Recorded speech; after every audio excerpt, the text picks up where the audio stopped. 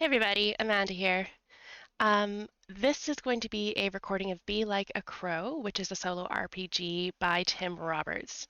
Now, I backed this on Kickstarter a while back, and I was so excited to get it, and I still haven't played it because I am really kind of intimidated by solo RPGs. Usually it's the journaling aspect. I find that I don't know. There's something very intimidating about journaling that I can't really get into, and I haven't really figured out how to get over.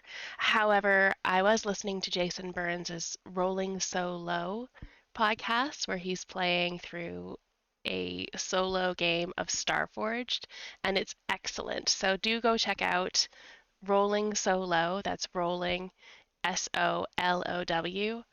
It's a lot of fun, and I just felt kind of inspired. So I figure, well, I'll give it a try. Worst thing that happens, I don't show anybody this recording, and I just know in my heart I'm a terrible crow, which is sad, but sometimes them's the breaks.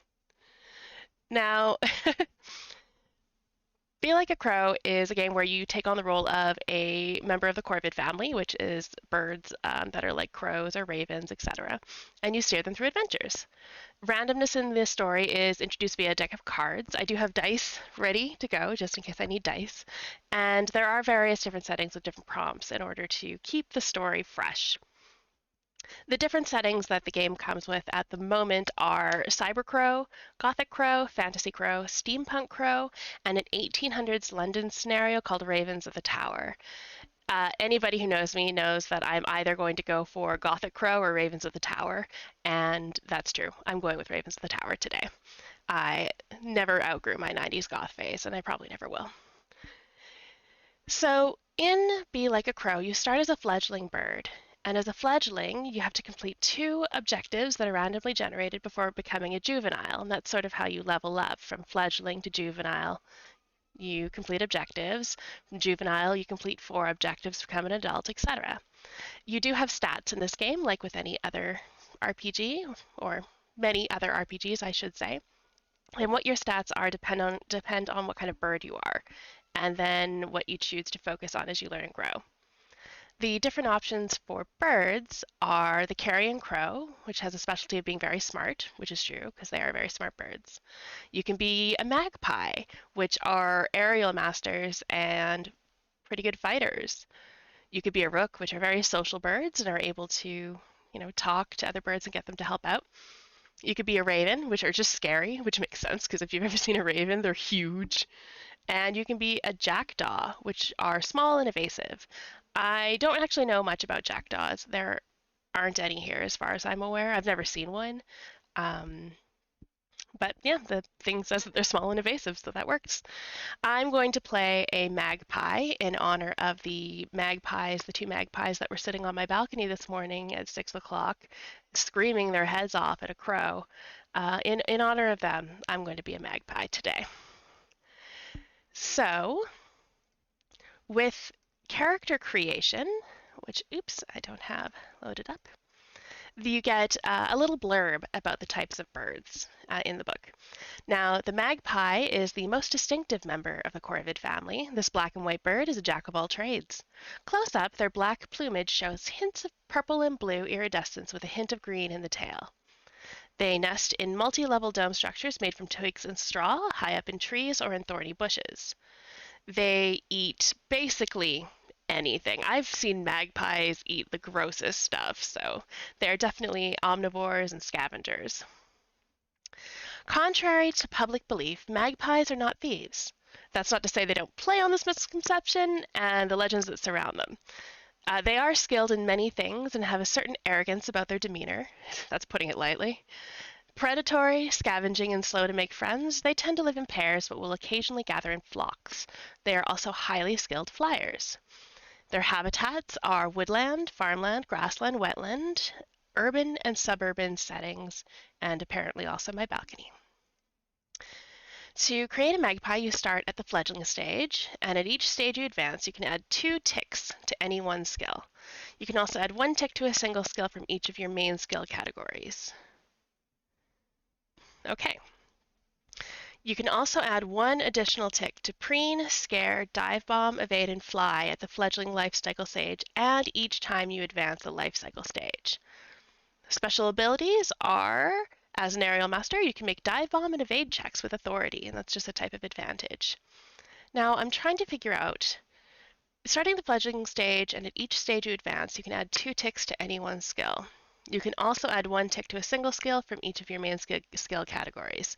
It reads like when you advance, you can add those 2 ticks, and you can do that additional tick to the preen, scare, dive bomb, evade, and fly, but you can't add 1 tick to a single skill from each of your main categories. That's what it reads like. I will worry about that later when I do advance. Right now, we are going to start filling out our character sheet. Now, I have uploaded, there we go. I have uploaded the map for this game, which you can get on the Critical Kit website. I've uploaded the map and the character sheet to Roll20 just to make my life a little bit easier so I can keep track of things.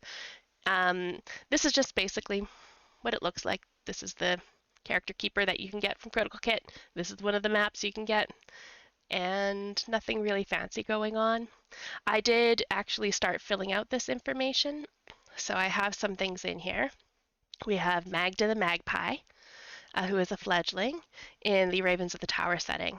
I have a little token for a magpie all ready to go, and a little picture, because you gotta have a picture. And I don't draw, so I just grabbed a picture of a magpie off the internet. I don't have a description in here yet because I'm not really sure. At this stage, I think Magda just looks like your standard little magpie, which is cute. If you've ever seen a little magpie, they're adorable. So starting at the fledgling stage, and each stage you advance, you can add 2 ticks to any one skill. Well, let's add some ticks. Let's draw a shape. What shape? Let's do this on the background. There.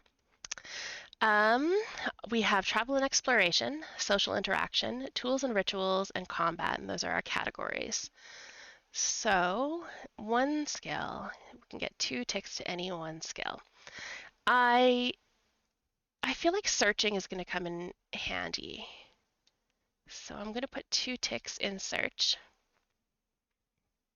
You can also add 1 tick to a single skill from each of your main skill categories.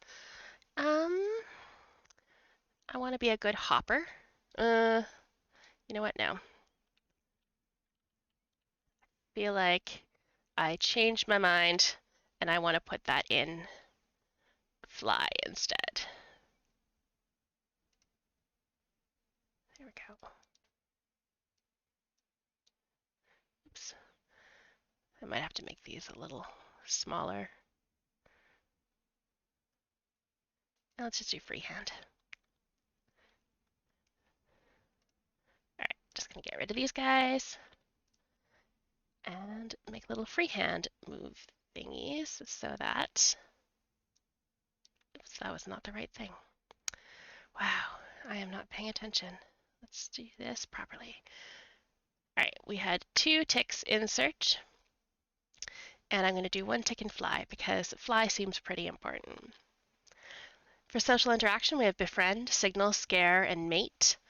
I'm pretty small, so I think befriend might be useful at a fledgling stage.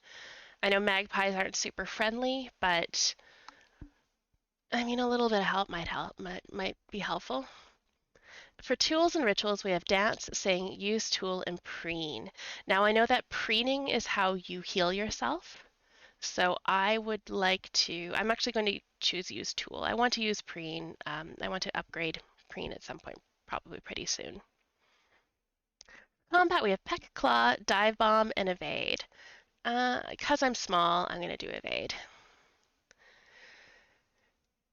At the fledgling life cycle stage, you can add 1 additional tick to preen. There's our preen. To scare, dive bomb, evade. Ooh, we have 2 on evade now. and fly, and 2 on fly, excellent.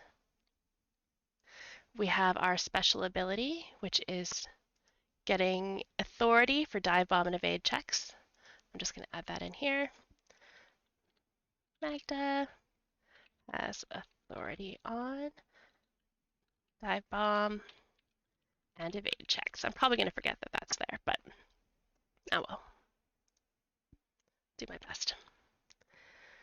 So we have Magda the Magpie ready for the Ravens of the Tower. I'm pretty excited about that.